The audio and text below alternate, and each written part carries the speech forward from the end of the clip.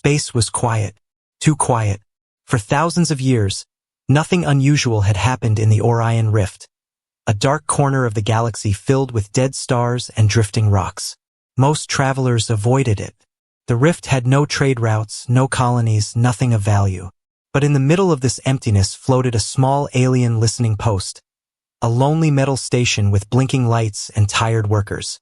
Inside, a creature named Relvik sat slumped in his chair. He had long gray arms, 3 eyes, and the bored face of someone who had listened to static all his life. His job was simple: watch the screens, track any signals, and report them. But nothing ever came through. Generations had passed since the last real war. The Galactic Council ruled everything now. Peace was everywhere. The only history books that spoke of war told about one strange, angry species called humans. Long ago, the Council had destroyed their homeworld, Earth, wiping it from the stars. No one had seen a human in 30,000 years. So when a faint beep cut through the static, Relvik almost didn't believe it. He leaned forward. A small light blinked on his screen. A signal. From deep space. Probably junk, he muttered, clicking the scan button. But then the computer began to translate the signal from a dead language no one used anymore. The words appeared on the screen, cold and clear. This is Earth. We are coming home. Relvik froze. His 3 eyes blinked fast. Earth? That planet was nothing but dust now. How could this be? He called his supervisor, voice shaking. You need to see this. Soon, officers crowded around the console. They played the signal again and again. Same words. Same cold tone. Could be a prank, one officer said. Or pirates, another guessed. But someone else whispered, pirates don't use dead languages? And look at the source. The Orion Rift. No one lives there. The signal was sent to the Galactic Council. Within hours, the highest rulers in the galaxy heard the words for themselves. Inside a grand chamber filled with marble pillars and glowing floors, the council members laughed. Impossible, said a tall being with silver horns. Humans are extinct. We burned their cities ourselves. But one old historian didn't laugh. His thin voice shook as he spoke. I have studied the old wars. Before Earth fell, some human fleets vanished. They were never found. No one knows where they went. The others waved him off. Myth. They had no world, no empire left. Even if some survived 30,000 years in hiding. Nonsense. Yet far away, deep in the Orion Rift, telescopes began picking up strange movements. Massive shapes stirring in the darkness. Energy spikes unlike anything seen in ages. The signals grew stronger. This time, they carried more words. We have returned. On distant planets, alien traders whispered rumors. A fleet had been spotted moving through the rift. Enormous ships, black as night, silent as death. One frightened captain swore he saw a warship pass his freighter. Its hull bore a single word written in old Earth letters: Chicago. Others came with names like Delhi, Berlin, Cairo, New York. Names of dead cities. Cities the Council had turned to ash long ago. The Galactic Council met again, voices filled with worry now. Maybe mercenaries? One suggested, sweating. Imposters using old symbols? But the historian shook his head. No, it is them, the lost children of Earth. The ones who swore revenge. The council chamber went silent. For 30,000 years they had ruled unchallenged. Their fleets had grown small, their soldiers lazy. No one had dared defy them. But if the humans had survived, what had they been doing all this time? On the 3rd day, a message arrived on every frequency in the galaxy. The voice was deep, calm, and without mercy. We remember what you did. We are coming for justice. Whole planets fell silent. Trade routes emptied. Armies scrambled to prepare, though no one knew if it would even matter. Because everyone had heard the old stories. How humans fought like demons. How they built ships the size of cities. Weapons that could break moons. No one knew what 30,000 years of silence had made them into. And as the first human warship crossed into council space, engines burning blue against the dark, one truth became clear. The humans had not come to talk. They had come to avenge Earth. The signal had shaken the galaxy. Across council space, news traveled fast. First whispers, then panic. The humans were back. 30,000 years ago, they had been nothing but ashes on a dead planet. Now, their voice echoed across the stars, calm and cold. We remember what you did. We are coming for justice. But no one had seen the humans yet. Not clearly. Only blurry images from terrified traders who claimed their ships passed through the Orion Rift. Some thought it was all bluff and fear tactics. Others weren't so sure. Because the old stories about humans were not kind. The legends said humans never forgave. Never forgot. And soon, the galaxy would see if those legends were true. Far beyond council space, deep inside the rift, something old and terrible awakened. Beneath the frozen crust of forgotten moons, entire hangars opened like the mouths of sleeping giants. Dust fell away from colossal shapes buried for ages. Warships, but not like the ships the council used now. These were different, older, heavier, the kind built not for defense, but for vengeance. Their hulls were black as the void. Their edges were sharp, angular, almost predatory, like weapons given wings. Some were small and fast like hunting beasts. Others were so massive they looked like drifting cities, bristling with cannons the size of towers. As power surged through them for the first time in millennia, blue lights crawled along their spines like awakening nerves. Engines rumbled with a deep, rising growl that carried through space like a storm was coming. Inside one of the largest ships, Eternal Justice, the crew moved like shadows. No one laughed. No one celebrated. Their faces were hard, carved from generations of anger passed down like blood. 30,000 years ago, their ancestors had watched Earth burn. Entire cities, New York, Cairo, Tokyo, had turned to fire when the Galactic Council unleashed their fleets. Billions dead. Children turned to ash before they even understood what happened. The Council thought it was over, but the humans had escaped. Small fleets vanished before the final attack, carrying the last of Earth's knowledge, technology, and rage into the deep unknown. They had been preparing ever since. Now, as the ships came online, a voice echoed through every vessel in the fleet. It was Admiral Kalen, leader of the human armada. His words were slow, measured, like a blade being drawn. Today, we rise from the silence. Today, we march for Earth. The crew responded as one.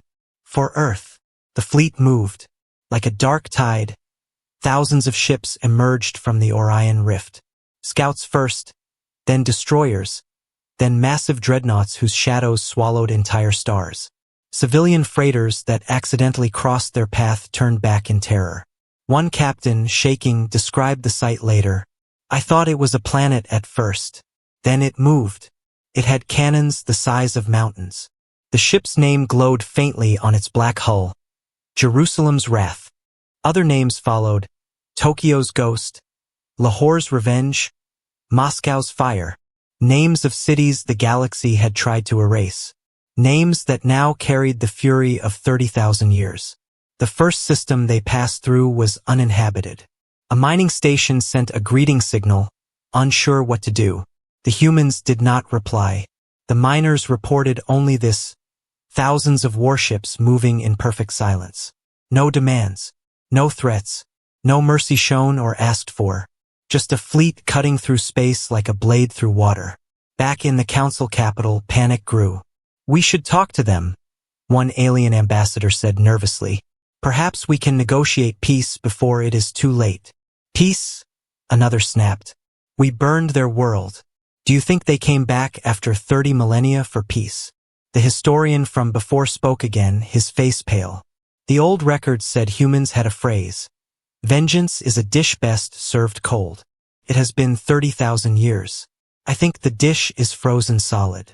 On the fifth day, a council scout fleet tried to block the humans near the border of Alliance space. The humans finally spoke. A single message flashed across the stars. Move, or be moved. The scouts moved. No one wanted to be the first to test the fury of Earth. As the human fleet entered council territory, The first clear images spread across the galaxy. People watched in fear as giant warships blotted out suns. Whole skies turned dark when they passed overhead. And then came the dreadnoughts, each one a floating city of weapons, each one carrying 30,000 years of hate. No music, no speeches, no mercy, only the rising storm of Earth's wrath. The stage was set. The galaxy had lived in peace for too long. Its fleets were small, its armies lazy, its rulers arrogant. And now the humans were here to collect a debt of blood. The news spread like fire. First, it was whispers in trade stations, then frightened reports from merchant ships, and finally, full images broadcast across the galaxy. The humans were here, and they were coming fast. In the grand halls of the Galactic Council, panic rose like a storm. The chamber, normally full of calm debates and proud speeches, now shook with fear. Representatives of 100 species shouted over one another. "They have a fleet the size of a small moon," a lizard-like ambassador cried. "And more ships are pouring out of the Orion Rift every hour." "They have not attacked yet," a feathered diplomat argued. "Perhaps they only want to speak." "Speak?" roared another, his thick horns trembling. "Did you not hear their message? We are coming for justice." "Justice for what? For a planet we burned 30,000 years ago? That is not peace talk. That is war talk." The council chamber erupted in noise again. But one voice cut through it all. It was the old historian, the same one who had warned them before. His face was pale, his long fingers shaking as he held ancient records. "You do not understand," he said softly, but the microphone carried his voice across the hall. "The humans were not like us. When we fought them long ago, they were fewer in number, weaker in weapons, but they fought like creatures with fire in their blood. They swore before Earth fell that the stars themselves would remember their anger." He looked up, eyes wide. And the stars did. The council's high chancellor, a tall alien with glowing skin, slammed his staff on the floor for silence. "Enough fear," he said sharply. "We are the Alliance. We have ruled this galaxy for 10,000 years. We will speak to these humans and demand they explain themselves." "And if they do not want to talk?" someone asked quietly. The chancellor hesitated for the first time. Then he said, "Then, we remind them who destroyed Earth in the first place." But even as he said the words, everyone could hear the weakness in his voice. Because the truth was simple. The Alliance fleets of today were nothing like the old war fleets that burned Earth. Back then, the Alliance had billions of soldiers, millions of ships, endless weapons. But centuries of peace had made them lazy. Ships grew smaller, fleets fewer, generals weaker. And now, against them came humans who had been preparing for 30,000 years. Outside the council chambers, fear spread like disease. On city worlds with towering spires, people gathered in streets, staring at the sky as news showed images of black warships crossing borders. Merchants packed their goods and fled to remote systems. Some planets began building bunkers again, something no one had done for centuries. Children asked their parents, "Who are the humans? Why is everyone afraid?" The parents had no answer. In secret, some council members began sending messages to the human fleet. Offers of peace, offers of money. No reply came back. The humans moved like a silent storm, answering no calls, making no demands. It was worse than open threats. At least with threats, you knew what the enemy wanted. Here, no one knew if the humans would burn only the council worlds or the entire galaxy itself. Finally, the council assembled its war leaders. Admiral Kreln, commander of the Alliance Defense Fleet, studied the reports with growing dread. "The humans have dreadnoughts larger than our cities," he said. "Our biggest ships look like toys next to them." "How many?" the chancellor asked. Kreln swallowed hard. "We have counted at least 50 Planet Killer class ships, hundreds of smaller ones, thousands of fighters, and soldiers." "We do not know," Kreln admitted. "No boarding parties, no captured humans. We do not even know what they look like anymore."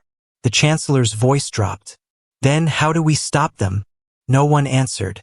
Meanwhile, on the outer rim, the first clash almost happened. A council patrol fleet, nervous and jumpy, moved too close to the human armada.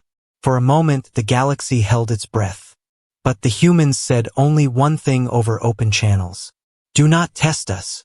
The patrol fleet turned and ran. Back in the council chamber, chaos returned. "They will crush us if we fight," one ambassador shouted. "They will crush us if we do nothing," yelled another.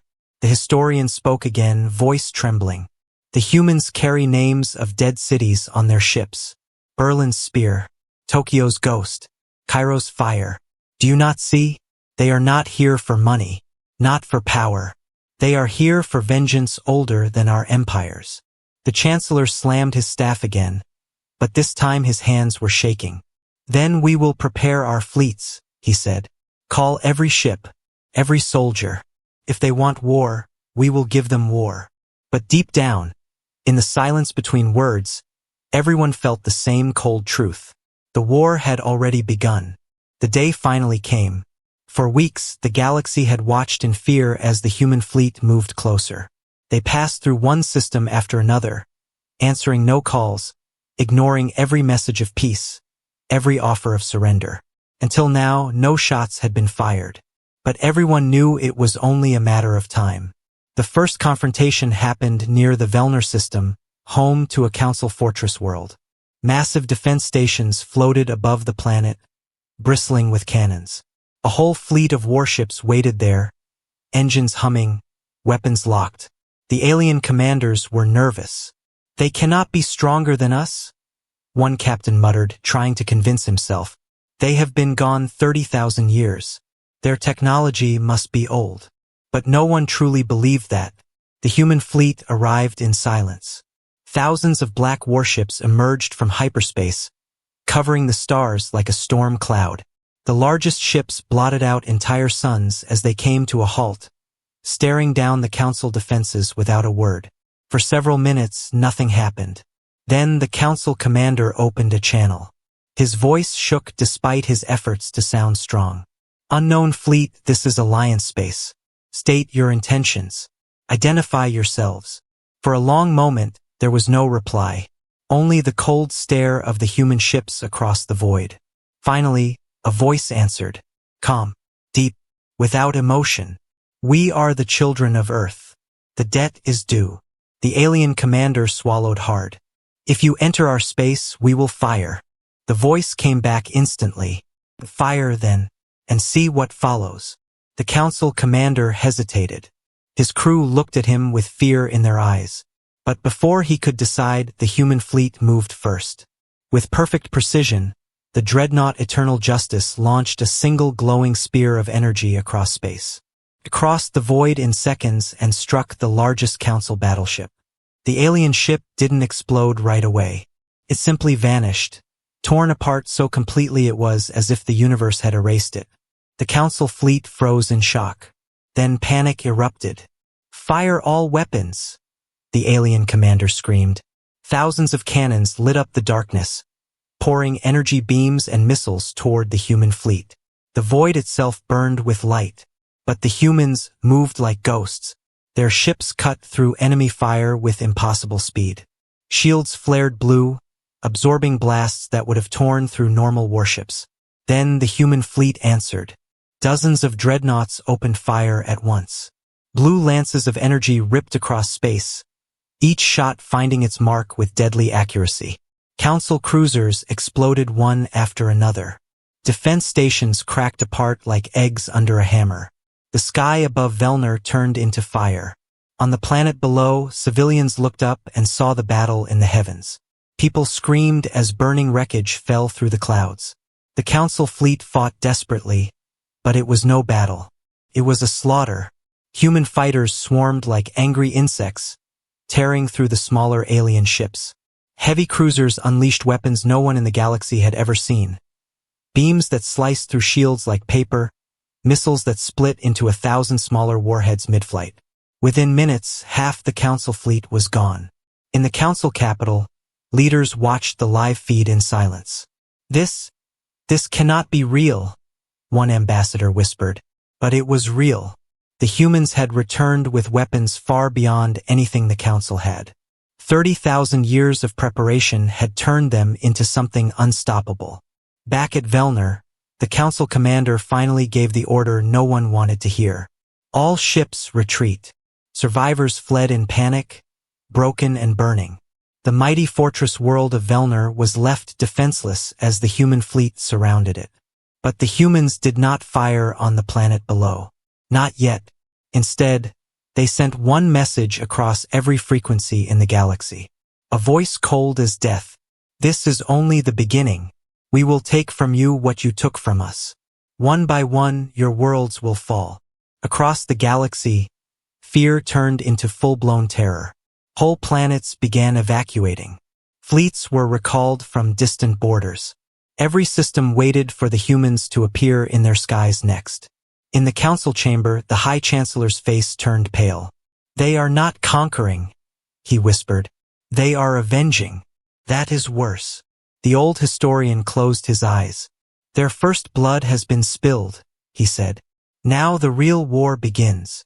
And so it began. The humans had spoken with fire. And the galaxy finally understood. This was not a war for power. It was vengeance long delayed, but never forgotten. The news of Velnir's fall hit the galaxy like a thunderclap. The fortress world, once called the Shield of the Alliance, was gone. Its fleets destroyed, its pride shattered. For 30,000 years, the galaxy had laughed at the memory of Earth. A dead planet, a broken people, nothing more than ashes floating in space. No one was laughing now. In the council chambers, fear turned into confusion. How can they be this strong? One ambassador shouted, his voice cracking. We destroyed them. We burned their cities, their ships, everything. Another slammed the table with a trembling hand. 30,000 years in hiding, and they return with weapons beyond anything we have. How? Where did they get this technology? The old historian spoke again, his voice heavy. They did not find it. They built it. Far from the council worlds, the human fleet gathered near a dead star.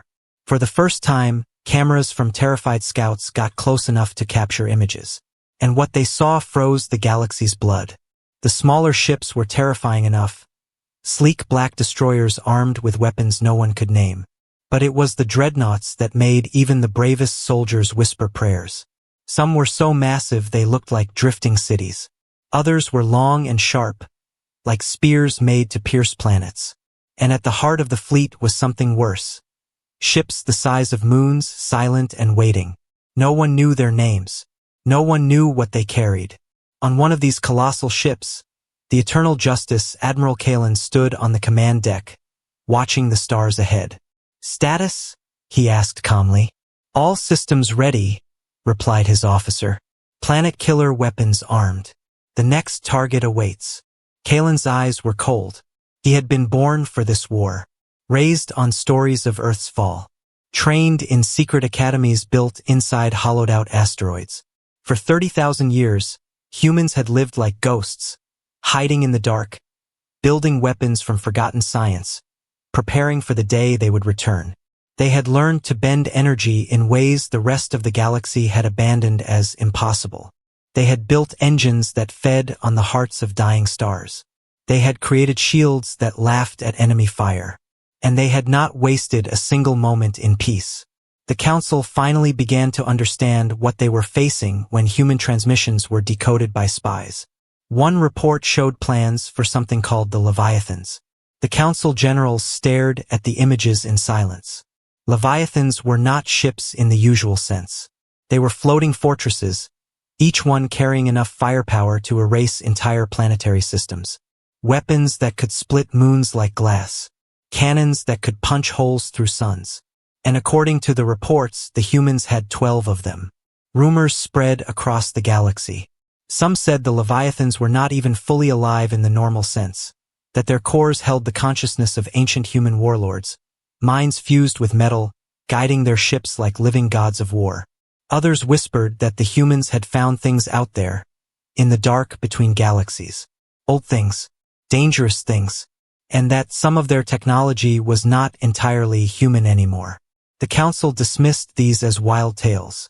But even they could not explain how the humans had built so much in total silence, hidden from all eyes, for so long. On council worlds, panic turned to rebellion. People began protesting in the streets. Some demanded surrender before the humans arrived. Others demanded more weapons, more armies, more defenses. But the truth was everywhere now. The council had grown weak, soft, and the humans had turned their grief into iron. Admiral Kalen finally spoke to the galaxy in a rare transmission. His face was hard, carved by centuries of anger carried in his people's blood. "We are not conquerors," he said. "We are not tyrants. We are the children of Earth. And we have not forgotten what was done to us." His voice grew colder. "You burned our home. You slaughtered our families. You thought time would bury your crimes. You thought wrong." Then he said the words that froze every heart in the galaxy. "We carry the ashes of Earth in our ships, and we will scatter them across your worlds before the end." On council worlds, leaders argued over what to do. Some wanted peace talks. Others demanded all fleets gather for one final stand. But the old historian whispered the truth no one wanted to hear. "It will not matter. You do not understand what 30,000 years of hate can build." And far away in the cold dark, the Leviathans began to move. The galaxy prepared for war. Across council space, fleets gathered at key worlds. Every ship the Alliance had was called back from distant borders. Factories worked day and night building weapons that felt too small, too weak, for what was coming. For the first time in 10,000 years, the great council cities turned off their golden lights and prepared for siege. But deep inside, everyone knew the truth. This was not a fight for victory. It was a fight to survive. At the edge of Alliance space, the human fleet advanced. Dreadnoughts with names like New York's Wrath, Cairo's Revenge, and Tokyo's Ghost led the way.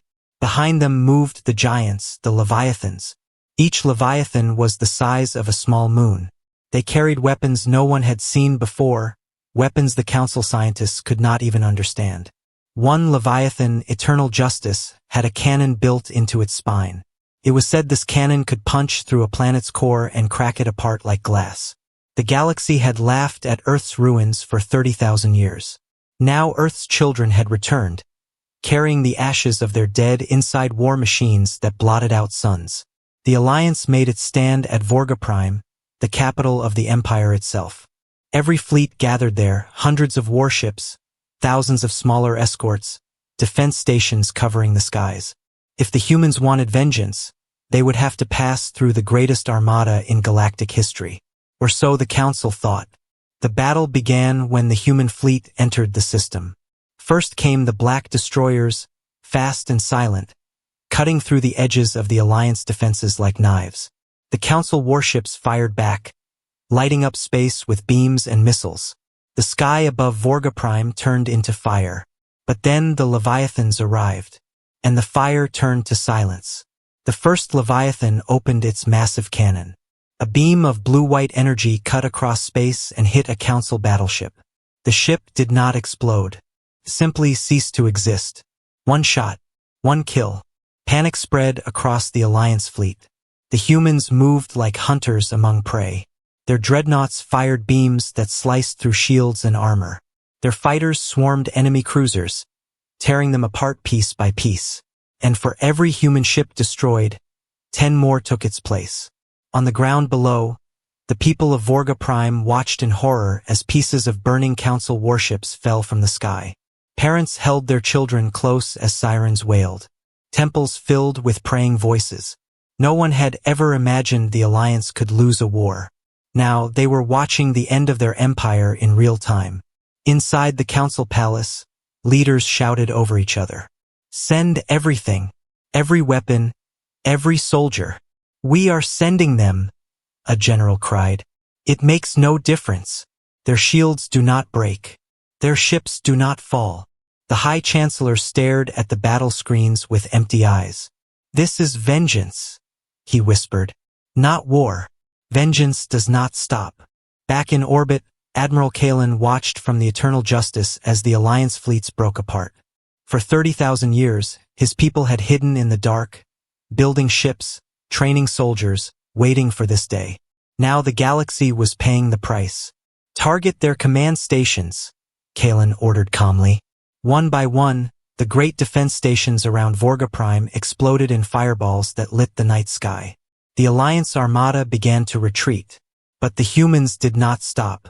When the last Council battleship fell, Kalen sent one message to the survivors on the planet below. His voice was cold. Your empire is over. Your crimes are not forgotten. Your judgment day has come. On the surface, the Council Palace shook as explosions rocked the city. Statues of ancient rulers fell. The streets burned. The High Chancellor sent a desperate call for peace. But the humans gave no reply. For 30,000 years, they had been silent. Now their guns spoke for them. By nightfall, the skies above Vorga Prime belonged to Earth. The Alliance Empire, ruler of the galaxy for 10,000 years, had fallen in a single day. And the human fleet turned toward the next system. Because vengeance was not yet complete. The war was over. The Alliance Empire, once ruler of the galaxy, was gone. Its fleets were broken. The cities burned. The Council Palace on Vorga Prime, center of power for 10,000 years, was nothing but black ruins under the cold stars. But the human fleet did not celebrate. There were no cheers, no music, no victory parades. They came in silence. They destroyed in silence. And now they hovered above the shattered capital like ghosts, waiting. On the ground below, survivors looked to the skies with fear. Children clung to their parents, asking if the humans would kill them too. No one knew the answer. Across the galaxy, whole worlds waited for the next move. Would the humans stop here? Or would they burn every planet that once raised a weapon against Earth? The silence from the fleet above felt heavier than any weapon. Inside the flagship Eternal Justice, Admiral Kalen stood at the center of the command deck. His face was carved from stone, his eyes cold. He looked at the reports flashing before him. Alliance fleets destroyed, council leaders captured or dead, the empire gone. For 30,000 years, his people had dreamed of this day. Now it had come. But vengeance did not feel like victory. Admiral, one officer said quietly, what are your orders? Do we finish it? Or do we stop? The crew waited in silence. Kalen thought of the old stories, of Earth's blue oceans, green forests, shining cities. He thought of the day the Alliance fleets turned it all to ash. He thought of the promises made by the survivors long ago.